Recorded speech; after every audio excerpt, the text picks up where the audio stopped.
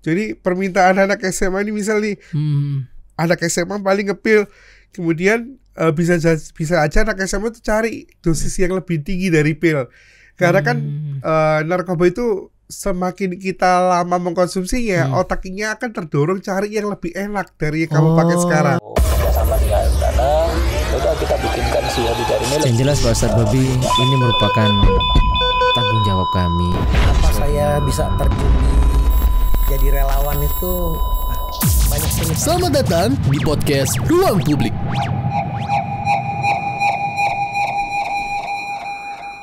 Bismillah, assalamualaikum warahmatullahi wabarakatuh. Alhamdulillah hamdan katsiran thayyiban mubarakan fi kama yuhibbu rabbuna wa yarda.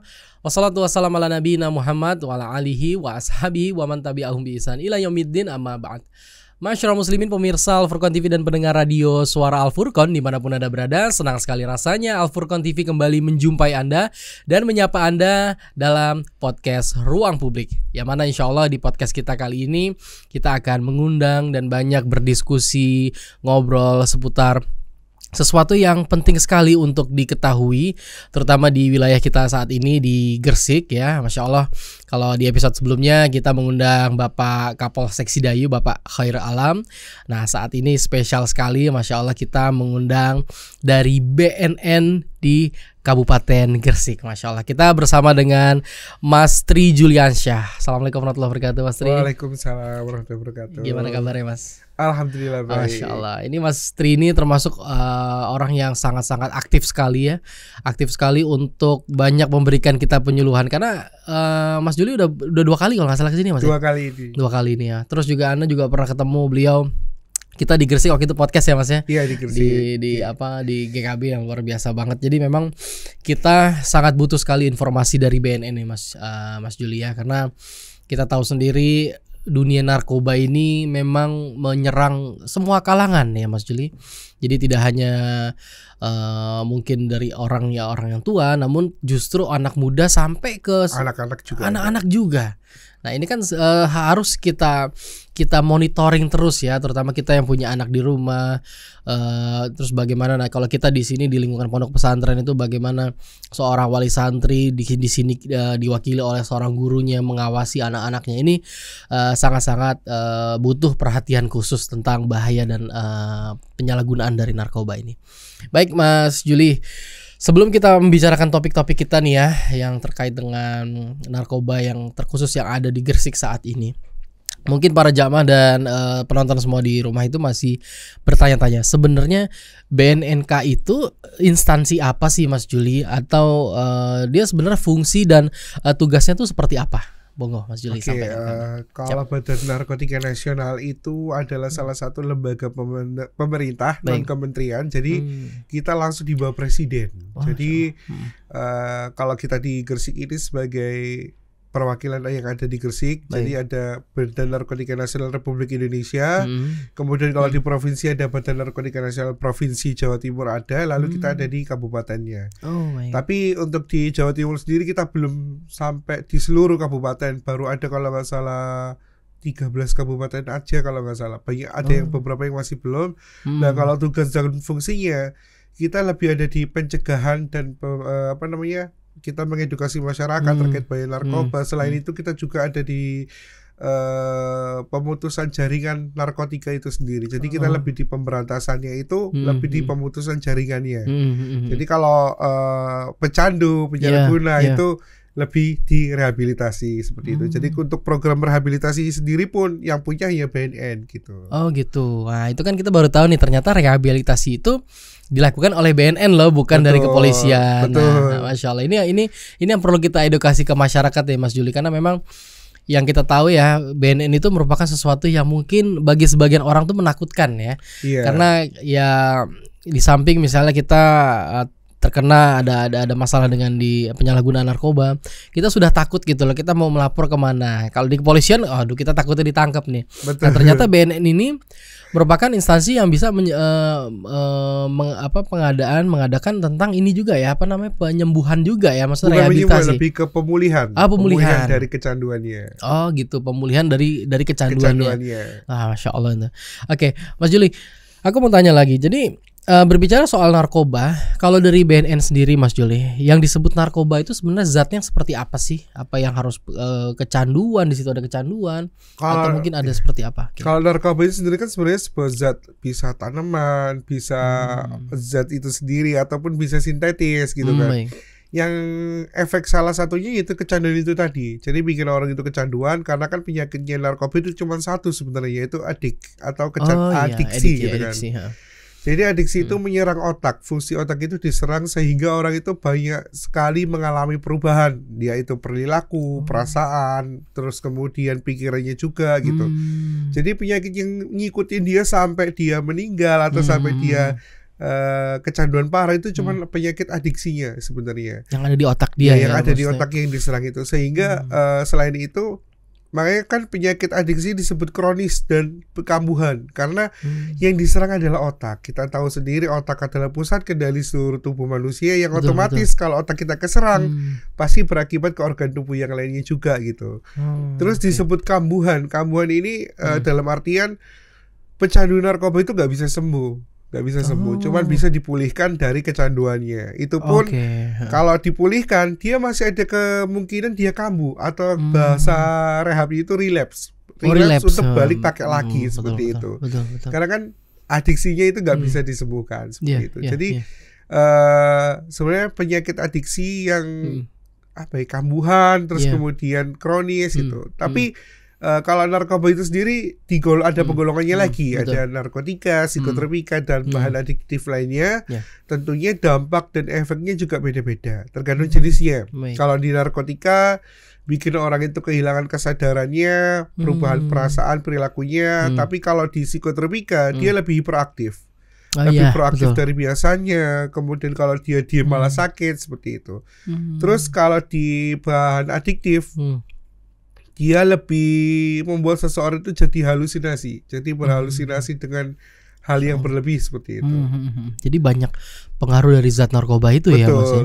Berarti sebenarnya kan yang pengaruh dari narkoba itu tidak hanya menyerang otak menjadi seorang yang adiktif ya, ketergantungan, tapi kan juga sebenarnya menyerang tubuh ya, menjadi tubuh yang tidak sehat dan sebagainya. Pasti rusak ke organ tubuh yang lainnya juga, psikisnya juga seperti itu. Oh gitu. Berarti ada hubungannya juga nanti akan ke dunia medis juga akhirnya. Betul, ada juga ke medis. Karena kan seperti yang kita tahu bahwa narkoba itu adalah bisa tanaman, bisa obat ya yang dimasukkan ke tubuh secara berlebihan kan. Betul. Kalau sesuai dosisnya kemungkinan kan yang ada di narkotika kan ada yang dipergunakan di bidang kesehatan. Betul. Nah itu kan dengan dosis dan takaran yang sudah ditentukan tentunya aman gitu kan. Tapi banyak orang itu yang menyalahgunakan sehingga jadi berbahaya. Masya Allah. Itu yang menjadi bagian tugas dari BNN juga untuk memberikan sosialisasi ke masyarakat ya Mas ya. Baik. Tentang yang ada di Gresik nih. Sekarang kita masuk ke topik kita yang akan kita diskusikan. Kan Mas Juli dan teman-teman itu kan merupakan penyuluh di BNNK Gresik ya Mas ya. Betul. Kalau aku mau tanya ke Mas Juli, kondisi penggunaan narkoba yang ada di Gresik ini saat ini seperti apa sih Mas? Mengkhawatirkan atau seperti apa Mas?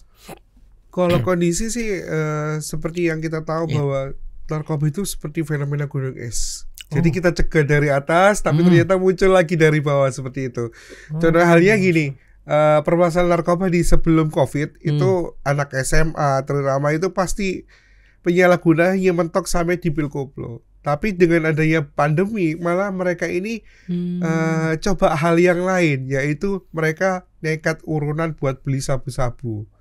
Nah ini sudah banyak kasus yang ditemukan juga bahwa beberapa anak SMA itu ada yang sampai urunan buat beli sabu-sabu itu tadi. Jadi basicnya belajar online, tapi ternyata mereka salah memanfaatkan waktu sehingga sampai akhirnya coba ke sabu itu tadi. Gitu ya. Jadi ada faktor di mana mereka itu justru di masa pandemi justru ya Mas ya. Betul. Terjadi peningkatan ya. Karena di kalangan pelajar itu sendiri. Iya, karena dia tuh kan banyak belajar daring di rumah segala macam gitu ya Mas ya. Iya, jadi banyak waktu gabutnya itu. Iya, benar, waktu gabutnya akhirnya mereka ngumpul dengan teman-temannya patungan itu tadi ya. Sampai patungan, terus urunan beli sabu seperti itu. Oke. Jenis narkoba apa sih Mas yang banyak yang ada di Gresik khususnya di kalangan pelajar nih Mas? Kalau di Gresik kebanyakannya sabu, pil itu juga macam-macam. Ada yang memang itu pil koplo, ada yang beberapa obat medis yang disalahgunakan. Contohnya ada antimo, ada komiks, terus kemudian komiks, benar. Beberapa obat penenang lainnya yang disalahgunakan seperti itu. Iya, aku juga pernah nonton di YouTube ya. Ternyata komik obat itu ya. Iya, komiks. Itu bisa disalahgunakan ya kalau kita minum sampai 10. Jadi waktu itu kita datang ke sekolah dasar, ke salah satu sekolah dasar di Gresik. Itu ada salah satu siswa yang cerita, "Mas, saya pernah lihat ada tetangga saya, kakak saya itu komiks itu di satu box itu dituang semua Dimo, terus dikasih Sprite." Terus apa yang terjadi, Dek? Podo teler kabeh Mas habis minum itu. Terus kamu ikut gak berani. Alhamdulillah sih anak SD ini cuma ngeliat doang, gak sampai ikutan coba gitu kan. Yang dikhawatirkan ketika anak SD tadi itu lihat, mereka coba sendiri nanti takutnya seperti itu. Betul. Dan itu memang berimpact menjadi orang itu menjadi tidak sadar ya gitu. Betul. Jadi kita ibarat gini, kita minum satu komik saja kan efeknya ngantuk nih. Betul. Habis minum kan ngantuk lah itu kalau satu box. Nah, kalau satu box kalau nggak terjadi overdosis ya syukur. Tapi kalau tiba-tiba overdosis dia meninggal lah. Malah mempercepat dia mati kan gitu.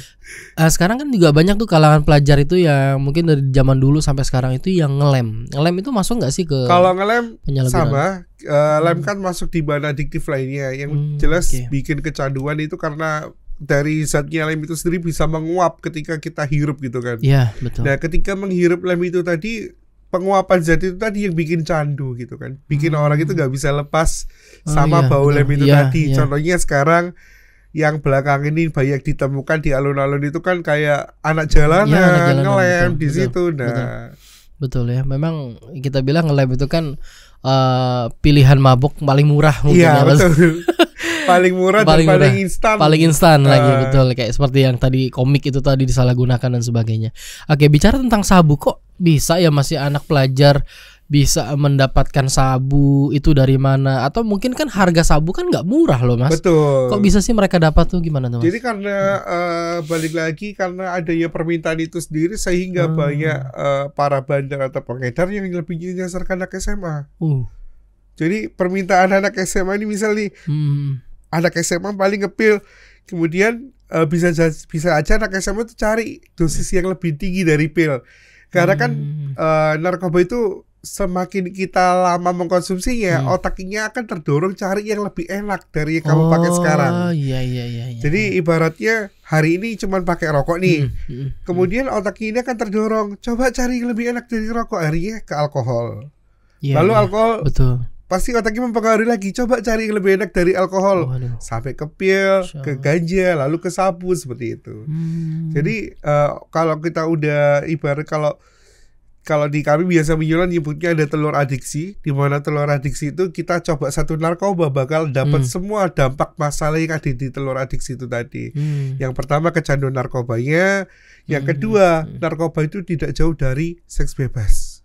Oh ya, gitu. Betul. Jadi gak jauh dari seks bebas, akhirnya tahu nih narkoba dan seks, akhirnya dia ingin coba dan pengen lakuin itu setiap hari akhirnya, karena efek jadi adiksinya itu tadi kan bikin mempengaruhi dia. Betul. Coba kamu harus kayak gini terus setiap hari. Akhirnya dia cari upaya gimana caranya biar dapat uang, biar bisa beli sabu dan seks setiap hari. Akhirnya dia lakuin banyak kekerasan, banyak tindakan kriminal yang dia lakuin biar dapat uang gitu. Nah, terus kalau sudah kriminal kan pasti nanti jatuhnya paling gak ketangkep atau mati duluan kena dampak dari narkobanya gitu kan. Tapi kalau dia udah cuma ditangkap polisi di penjara, ada satu bonus penyakit yang pasti ngikutin dia, yaitu hepatitis atau HIV/AIDS yang belum ada obatnya seperti itu. Jadi satu kali coba narkoba itu pasti otak ini terdorong untuk cari yang lebih enak dari yang kamu pakai hari ini, cari dosis yang lebih tinggi dari yang kamu pakai hari ini, seperti itu. Itu kinerja otak kita ya, kalau kita sudah kecanduan narkoba itu. Kita akan mencoba hal yang lebih lagi daripada itu, lebih daripada itu. Pasti cari dosis yang lebih tinggi lagi. Betul. Mas Juli, kalau aku mau tanya, dari kasus-kasus yang Mas Juli tangani dan Mas Juli temukan, itu sebenarnya anak-anak muda itu terjerumus ke narkoba itu penyebabnya apa sih sebelumnya? Apakah dia stres di sekolah, ada masalah keluarga, atau apa sih Mas Juli? Kalau yang kan kebetulan kalau saya sendiri ke sekolah itu kan harapannya ketika saya selesai penyuluhan itu gak selesai di situ, tapi ada tidak lanjutnya dari situ. Akhirnya ketika setiap kali kita penyuluhan ada informasi apapun, kita dari bidang pencegahan dan pemberdayaan masyarakat selalu kita sampaikan nih ke bidang pemberantasan, ke bidang rehabilitasi. Kalau ke rehabilitasi yang lebih sering terkait bagaimana kalau misalkan ketika kita penyuluhan ada nih siswa yang kecanduan dan pengen rehab, kita arahkan ke sana. Tapi kalau ketika kita penyuluhan ada informasi terkait peredaran, kita sampaikan ke bidang pemberantasan yang menangani masalah pemberantasan narkobanya dan jaringan. Tapi kalau yang sering saya temukan sih lebih di banyak anak sekolah yang sudah kecanduan pil, sabu seperti itu, dan ketika sudah sampai di teman-teman bidang rehabilitasi diceritakan itu kebanyakannya yang pertama itu dia dicekokin. Jadi awal-awal kalau yang belakangan ini datang ke kantor itu banyak yang mereka itu karena dicekokin. Alasannya gini, coba kan dia ikut salah satu komunitas, bukan komunitas sih, kayak sering ikut latihan silat kayak gitu. Biar kuat latihan silat kamu harus pakai ini loh, biar kuat kuda-kudamu seperti itu. Akhirnya dia terpengaruh di situ. Tapi ketika dia sudah rasa dampak adiknya di tubuhnya dia menyerahkan diri ke BNN. Jadi dia menyerahkan diri rehabilitasi karena dia nyesel sudah pernah ikut arahan temennya yang nyeleweng kayak gini. Akhirnya itu kalau korban. Terus ada juga yang dia ini dipengaruhi karena dari pacarnya gitu kan. Ada juga kemarin itu perempuan, jadi dia datang ke BNN dibawa sama guru BK-nya, kemudian dia cerita, kok bisa kamu pakai pil koplo dari mana? Dikasih pacar saya gitu. Kok bisa pacarmu pakai? Karena dia tahu di rumah aku ada orang tuaku ada masalah. Jadi ketika orang tuanya berantem, ini pacar datang nih sebagai kayak malaikat penyelamat dia lah. Ini coba biar kamu nggak dengar orang tuamu berantem, akhirnya dikasih pil koplo itu tadi. Sampai dia kecanduan. Sampai dia kecanduan. Masya Allah. Nah, Mas Juli, bicara tentang rehabilitasi yang dilakukan oleh BNN, itu apa aja sih yang dilakukan terkait dengan rehabilitasinya itu, Mas? Kalau rehabilitasi di BNN ini sih, kalau di BNN Gersik itu kan ada 2 macam rehabilitasi. Tapi yang bisa dilakukan di Gersik itu cuma rehabilitasi rawat jalan. Karena di Gersik belum ada rawat inap. Jadi kalau misalkan pecandu itu butuh rawat inap, kita kirim ke Lido Bogor, Badoka Makassar, tempat balai rehabilitasi yang ada di BNN. Itu yang sudah parah dan canduan. Iya, yang sudah parah. Jadi rehabilitasi itu kita lihat dulu bagaimana tingkat kecanduannya dia. Jadi ketika pecandu atau penyalahguna ini dibawa ke BNN, pasti ada yang namanya proses assessment. Di assessment itu kita cari tahu dulu bagaimana tingkat keparahannya dia, bagaimana kecanduannya dia, dan berapa lama dia pakainya seperti itu. Terus juga menentukan bagaimana proses rehabilitasi yang cocok buat dia seperti itu. Jadi misalkan nih kayak dia masih sekolah nih, masih sekolah terus pengen rehab tapi takut tadi sekolahku gimana gitu kan, pasti kita arahkan untuk rehabilitasi rawat jalan. Jadi seperti belakangan ini sedang banyak sekali pelajar yang rehab di BNN. Jadi pelajar jangan takut untuk dikeluarkan dari sekolah. Justru BNN dengan sekolah pasti berkoordinasi untuk mempertahankan kalian. Jadi harapannya masa depannya kalian tetap tercapai, kecanduannya bisa dipulihkan gitu. Jadi banyak juga sekolah nih yang masih takut melaporkan siswa yang kecanduan narkoba gitu kan. Takut mencoreng nama baik sekolah seperti itu. Lebih akan mencoreng kalau siswanya ketangkep gitu. Kalau diserahkan diri kan sekolah aman. Betul. Dibawa ke BNN juga nggak ada yang tahu selain guru BK atau wali murid yang ngantar kan gitu. Jadi banyakannya sekolah itu takut buat lapor karena takut nama baiknya tercoreng gitu. Betul. Tapi sebenarnya di situ ada nilai poin plus yang harus dilakukan sekolah. Yang pertama, masa depannya dia masih panjang.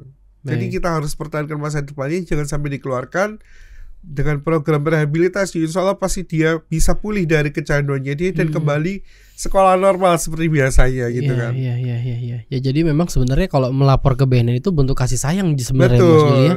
Jadi yang tadi Mas Juli sampaikan tuh sebenarnya sekolah kalau melihat ada siswanya yang ketangkep ya kan, setelah mungkin masuk ke ranah BK dia, boleh juga untuk membawa ke BNN untuk lebih tindak lanjut yang lebih lagi ya di situ Mas. Betul. Ya. Nah, Masya Terus Allah. juga barangkali bukan di sekolah aja nih, di lingkungan desa, di lingkungan desa atau kelurahan, betul. sama pihak kepala desa ataupun pemerintahan desa juga bisa mendukung warganya yang kecanduan narkoba untuk dibawa ke BNN untuk mendapatkan fasilitas rehabilitasi itu sendiri gitu.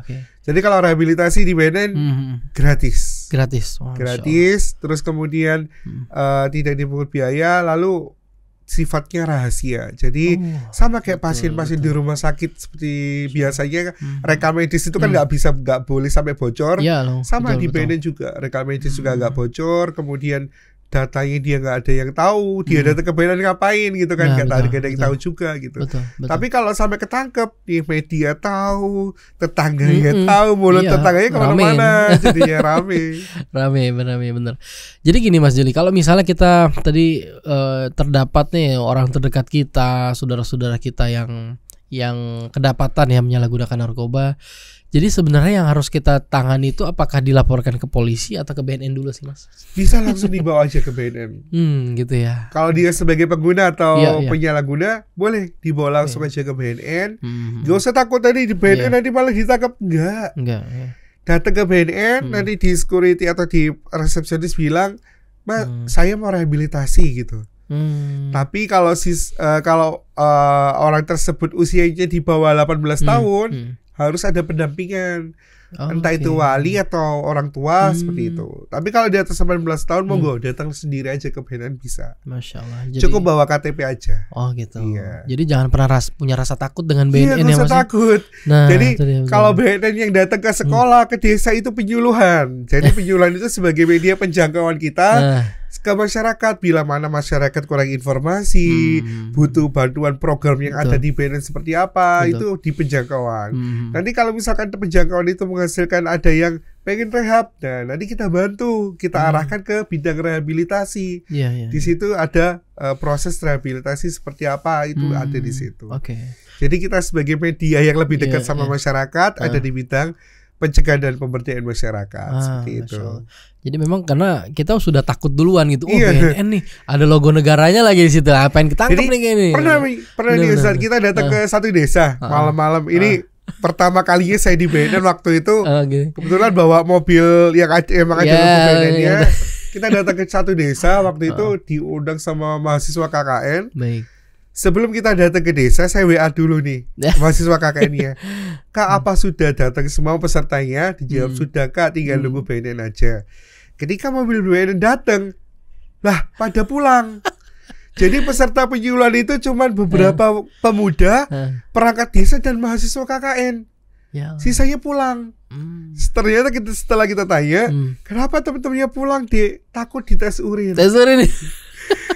Misalkan pun juga di hari itu kita tes urin, nggak mungkin kita langsung tangkap di penjara, enggak. Tujuannya tes urin itu kan screening, deteksi dini bila mana ada penyalahgunaan, kita arahkan ke rehabilitasi gitu. Kalau yang datang kita nih, tapi kalau yang datang dari tim pemberantasan ya pasti ada penangkapan. Tapi kalau kita bidang pencegahan dan pemberdayaan masyarakat cuma dibawain flash disk sama pointer, tujuannya kita mengedukasi masyarakat, menjaga masyarakat, ya tujuannya kita menyelamatkan. Seperti itu. Oke, Mas Juli, terkait dengan rehabilitasi rawat jalan ini, aku mau tanya agak kepo sedikit. Kalau di BNN Gresik ini berarti rawat jalan itu mereka diberikan obat untuk dikonsumsi untuk menyembuhkan ketergantungan di otaknya atau bagaimana sih? Kalau terkait rehabilitasi rawat jalan itu bukan ini sih. Kalau di BNN basicnya lebih di rehabilitasi sosial. Jadi kita psikolog gitu Mas ya. Ada konselornya. Kita rehabilitasi rawat jalan itu lebih ke psikisnya, psikologisnya dia, bagaimana dia harus bisa menciptakan pola hidup yang berbeda dari sebelumnya, yang lebih baik dari sebelumnya. Misalnya kebiasaanmu hari ini ngapain sebelum kamu pakai waktu kamu pakai seperti ini, setelah kamu ikut program ini kamu harus berubah. Ikut program seperti ini, harus menjauhi teman-teman pergaulanmu sebelumnya, kemudian kayak dari kontak-kontak yang sudah ini harus, karena gini, pecandu rehabilitasi itu nggak bisa dipaksakan. Jadi kalau dipaksakan kemungkinan besar dia akan relapse, balik ke lingkungan sebelumnya. Tapi kalau dengan atas dasar kesadarannya dia kan masih pengen, aku harus bisa pulih, gak sampai kita kecanduan lagi. Hari ini dia punya kemauan, jadi kita lebih gampang untuk ajak dia untuk kembali ke jalan yang benar, kemudian dia biar gak kecanduan lagi, seperti itu. Betul. Ada nggak keterkaitan spiritualnya yang ditingkatkan lagi? Seperti apa tuh Mas kalau di BNN? Jadi kalau misalkan kemarin ini ada beberapa yang kita dari kayak informasi dari orang tuanya, mungkin dari kebiasaan dia bangun pagi, salat subuh, kan kebanyakan pecandu itu dibalik hidupnya. Pagi jadi malam jadi pagi gitu, kan. Betul. Terus sering sholat subuh, bangun pagi, bantuin orang tuanya gitu. Jadi pola hidupnya dia berubah. Itu kalau dia memang basicnya pengen pulih gitu, kan. Kalau dia pengen pulih, pasti dia akan berusaha bagaimana dia membahagiakan orang tuanya, lepas dari kecanduannya seperti itu. Bahkan ada yang sampai nangis-nangis ke orang tuanya, aku pengen direhab Bu, aku pengen direhab, aku capek kayak gini, terus ada. Jadi ketika direhab itu malah gampang kita untuk pemulihannya gitu, kan. Betul. Terus kalau spiritual sih saya rasa lebih cepat dia kantor dia untuk biar pulih, karena kan kembali lagi ke ibadahnya dia, mungkin dia lebih dekat waktunya dengan Allah untuk curhat, terus lupa dengan kegiatan-kegiatan sebelumnya seperti itu. Iya. Karena memang guru kita di sini, ustaz kita mengajarkan bahwasanya narkoba atau sesuatu yang memabukkan, membuat kecanduan tuh hukumnya haram gitu. Kan ya Mas. Jadi memang kita sendiri yang terutama umat muslim ya Mas Juli, memang kita harus perlu pahami bahwasanya kalian menggunakan ini dari mulai minuman keras, narkoba, itu berarti kalian mengkonsumsi adalah hal-hal yang haram ya. Kan haram tuh banyak sekali akhir efeknya. Salah satunya adalah doa kita yang tidak terkabul, ya kan Mas ya, dan macam-macam. Jadi memang pikir dua kali lah kalau untuk melakukan yang menggunakan narkoba ini ya. Mas Juli, kita ini kan di dunia pondok pesantren ya. Pondok pesantren yang Masya Allah, alhamdulillah di pondok pesantren kita di Al-Furqan Al-Islami di Sulawesi Daya Gresik ini ada sekitar sejumlah 2.700 santri Mas Juli ya. Ya jadi sebenarnya ini bagian dari pembukaan kita nih Mas Juli. Ana sih berharap besok-besok Mas Juli bisa memberikan penyuluhan lebih intens lagi, lebih yang memberikan wawasan ke mereka agar para santri ini juga bisa memahami tentang bahaya narkoba, bagaimana dia bertindak jika ditemukan teman sekitarnya itu ada yang dicurigai seperti itu dan sebagainya. Kalau menurut Mas Juli ya, mungkin terakhir Ana ingin tanya dan ingin memberikan tips-tips dari Mas Juli terkait kita, mungkin anak-anak yang sekarang ini sedang menonton dan juga atau mungkin orang tua dari mereka untuk mencegah hal-hal dari anak-anak tersebut tidak masuk ke dunia narkoba itu seperti apa Mas Juli? Jadi kalau misalkan buat teman-teman yang ada di pondok ini, yang pasti pengetahuan dasar tentang narkoba itu wajib tahu dulu kan Mas. Wajib tahu dulu bagaimana narkoba itu. Terus kemudian kalau pengen tahu tentang narkoba, jangan sampai coba gitu kan. Jangan sampai coba, ketahuilah jenisnya, dampaknya, efek dan bahayanya, tapi jangan sampai coba. Karena yang pasti rasanya mematikan dan merugikan buat kalian gitu kan. Terus yang kita wanti-wanti sampai sekarang, baik di pondok atau ketika nanti keluar atau pulang ke rumah, ada seseorang yang menitipkan sesuatu dan kalian dimintain tolong buat nganter, yang jelas harus tahu dulu apa yang dimintain tolong itu tadi apa isinya. Karena kapan hari kita terjadi itu ada salah satu desa yang menceritakan bahwa ada satu warga desanya baru pulang dari pondok ditangkap polisi karena di tasnya ditemukan beberapa poket sabu. Jadi ibarat kita kan, loh kok bisa mondok kok terus kemudian pulang kok ditangkap polisi gitu kan. Jadi sebuah tekanan mental juga buat orang tua kan gitu kan. Akhirnya ternyata ketika dia keluar dari pondok, perjalanan pulang ke rumahnya dia dititipin sama salah satu orang untuk nganter paket yang isinya ternyata adalah paket sabu. Jadi buat teman-teman yang ada di pondok juga harus waspada nih ketika nanti pulang nih ke rumah. Terus kemudian dalam perjalanan ada yang titip, dia minta tolong nanti ini diantarkan ke rumah bapak yang ada di sana ya. Mending cari tahu dulu apa isinya. Kalau bisa ditolak aja. Selama kita nggak kenal orangnya, kita tolak aja gitu kan. Terus selain itu juga di pondok kan juga sudah diajarkan bahwa narkoba itu haram. Jangan sampai lah sampai ketika pulang lepas dari pengawasan pondok terus kemudian pakai, jangan. Karena yang pasti narkoba itu merugikan, nggak ada enaknya sama sekali. Yang pasti merugikan. Walaupun satu kali coba, dampaknya akan panjang gitu. Benar-benar. Sering ada kasus kematian karena narkoba ini, Mas Juli? Iya, karena overdosis itu tadi kan. Waktu itu salah satu contohnya ya tadi seperti contohnya komik yang dioplos sama Sprite. Ada salah satu desa itu waktu itu 17 Agustusan niatnya warga desanya merayakan kemerdekaan dengan pesta minuman keras. Akhirnya ditemukan 54 orang keracunan, terus sampai 4 orang meninggal. Jadi satu desa pemudanya keracunan sampai ada 4 orang yang meninggal. Lah itu kan salah satu apa ya, kayak bentuk tren-trennya kayak salah diikuti seperti itu. Masya Allah ya, sebenarnya ngeri banget ya Mas kalau memang kita lihat. Terus kita bilang, nanti kalau misalkan nih buat pemerintah desa atau sekolah atau lingkungan yang lainnya yang butuh edukasi informasi dari BNN boleh. Nanti tinggal bersurat aja. Jadi bersurat aja. Kalau misalkan jauh, Sedayu ke kantor BNN jauh, nggak perlu takut. Nanti di sosial media BNN, di Instagram terutama, ada kontak person WA operasional kita yang aktif 24 jam. Jadi kalau mau nanya, mau sharing, mau ngirim surat, mau bisa di sana. Jadi suratnya cukup di-scan, nanti dikirim ke WA ke kita. Nanti yang pasti kita akan bantu disposisikan. Yang pasti jangan lupa tinggalkan kontak di suratnya. Seperti itu. Jadi nanti biar lebih mudah kita mengedukasi masyarakat, biar lebih dekat juga, monggo kita bisa dihadirkan di lingkungannya masing-masing. Bisa juga di komunitas, barangkali di Sedayu ada komunitas sepeda ontel atau apa, komunitas musik. Terus kemudian dibuat Karang Taruna pemuda terutama. Terus kemudian kemarin juga kita bimbingan teknik penggiat P4GN ada juga dari Sedayu, dari Asosiasi UMKM mau bikin acara bareng sama BNN, monggo. Kita terbuka lebar untuk masyarakat Gresik. Yang pasti bagaimana upaya kita harus berkolaborasi dengan siapapun dan apapun itu komunitasnya. Yang penting tujuan kita adalah menyelamatkan generasi emas bangsa dari narkoba. Seperti itu. Betul banget ya Mas. Jadi memang kita butuh kolaborasi ya. Betul. Antara BNN dan juga masyarakat. Betul. Ya. Karena pegawai BNN cuma 28 orang. Itu dia. 28 orang dan kita harus bergerak di 2 kabupaten. Kebetulan Kabupaten Gresik ini jangkauan wilayahnya ada di wilayah Kabupaten Lamongan dan Gresik. Jadi 2 kabupaten dengan 28 orang besar ya, jelas kurang gitu. Cakupannya cukup besar juga ya Mas. Cukup besar. Jadi kalau rehabilitasi juga sama. Kemarin juga ada beberapa klien yang dari Lamongan juga ada. Kita antar ke Lido Bogor juga ada. Jadi yang pasti Gresik Lamongan boleh sama aja. Silakan aja kalau butuh bantuan BNN. Bisa menghubungi operasional sosial media kita juga ada.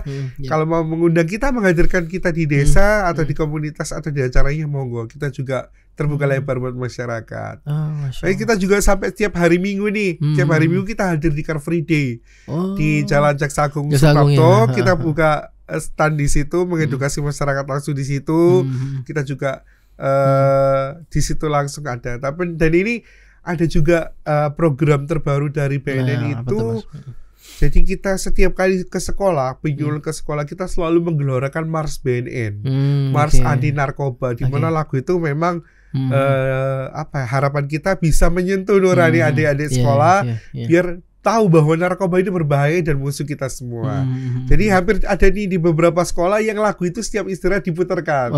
Biar tertanam di dalam otaknya adik-adik ini, biar tahu narkoba ini berbahaya dan musuh kita semua. Seperti itu. Masya Allah. Jadi memang benar apa yang disampaikan Mas Juli. Kita ini butuh sebuah sinergi bersama. Betul, ya antara BNN dan juga masyarakat ya Mas ya. Karena tentunya nggak akan mungkin ini di cover semua oleh teman-teman BNN. Betul. Ya. Jadi butuh kesadaran masyarakat juga tentang kepedulian dia terhadap dengan lingkungan, orang-orang terdekatnya, tentang bahaya narkoba dan juga tindakan-tindakan apa sih yang harus dia lakukan. Seperti tadi yang Mas Juli sampaikan, kalau ditemukan ada sanak saudara kita atau teman-teman kita atau tetangga kita yang kemungkinan itu dia kecanduan narkoba, mungkin kita akan bantu dia untuk kita bawa ke BNN tadi ya Mas. Betul. Ya. Dan juga tadi Mas Juli sampaikan kalau kita ini instansi sekolah yang ada di Kota Gresik dan Kabupaten Gresik khususnya yang ingin membuat atau mengadakan penyuluhan narkoba, bisa untuk menghubungi pihak BNNK Gresik di sosial medianya apa tuh Mas? Ada di Instagram @infobnn_skap_Gresik. Oke, fast respon tuh ya pasti ya. Fast respon tentunya. Ada admin kita yang on time, online terus 24 jam. Betul. Nanti kalau misalkan di Instagram merasa kurang lama responnya lama, bisa langsung di nomor WA-nya ada di Instagram, langsung bisa diklik, tinggal klik aja ya. Masya Allah, begitu responsibel banget di BNN Gresik, luar biasa. Kita harus cepat, misalnya masalah masa depan ini nggak bisa dibiarin lama-lama, harus segera ditolong kalau terkait narkoba itu. Masya Allah, luar biasa sekali. Baik, Mas Juli, ini kemungkinan ini informasi awal ya bagi kita ya, karena ini penting sekali dan harus berkala sekali informasi tentang narkoba tadi, penyalahgunaan dan juga mungkin penanganannya. Ya mudah-mudahan kita bisa mengadakan lagi yang lebih besar lagi dengan santri-santri kita yang ada di sini Mas Juli ya. Jangan kapok untuk datang ke sini. Masya Allah ya, Masya Allah. Luar biasa sekali. Sekali lagi terima kasih banyak atas waktunya, suatu kehormatan ya Al Furqan TV bisa mengundang Mas Juli ke sini ya, bisa memberikan informasi-informasi kepada kita semua, masyarakat khususnya yang ada di Gresik ini, dan juga kepada pemirsa Al Furqan TV dan pendengar radio Suara Al Furqan dimanapun Anda berada.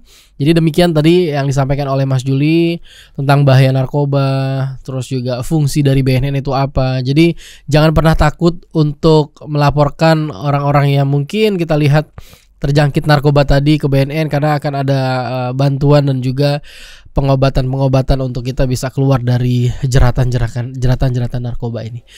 Baik, demikian podcast kita pada hari ini. Jangan lupa untuk bagikan konten yang baik ini kepada sanak saudara Anda, orang-orang terdekat Anda, agar kebermanfaatan program ini bisa diterima oleh masyarakat luas. Kita tutup dengan doa kafaratul majelis. Subhanakallahumma bihamdika asyhadu an la ilaha illa anta astaghfiruka wa atubu ilaik. Assalamualaikum warahmatullahi wabarakatuh. Kerjasama dengan sana, udah kita bikinkan sih dari nilai. Yang jelas Pak Ustadz Bobi, ini merupakan tanggung jawab kami. Apa saya bisa terjun jadi relawan itu banyak. Selamat datang di podcast Ruang Publik.